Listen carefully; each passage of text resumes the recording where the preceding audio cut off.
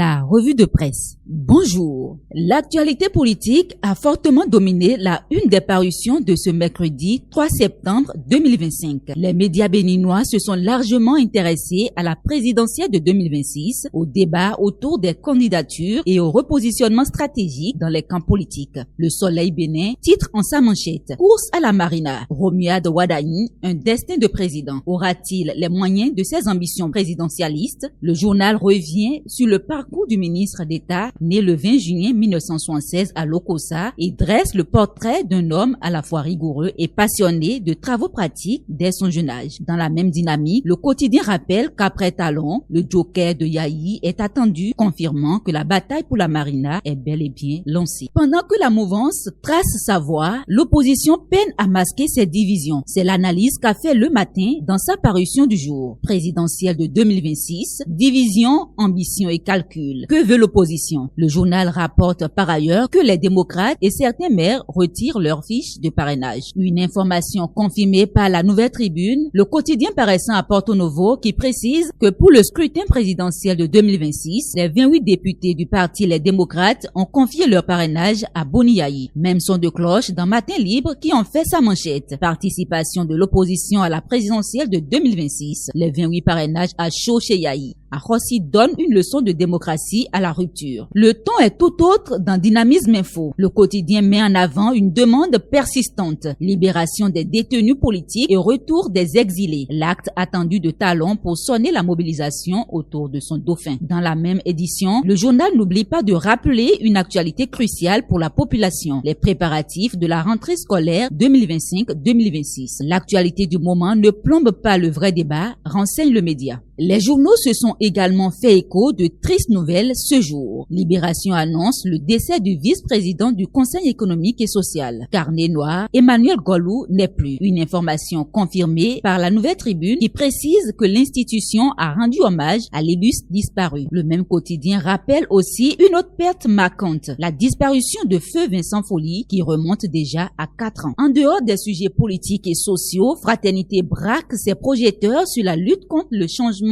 hors gabarit et la surcharge des véhicules. Le journal nous apprend que des véhicules interceptés ont été retirés de la circulation, précisant que l'ANAT, CNSR et la police républicaine sont fortement mobilisés pour des contrôles inopinés. C'est la fin de la revue de presse de ce mercredi 3 septembre 2026. Diana Tekpo, retrouvez-moi très bientôt sur DB Media.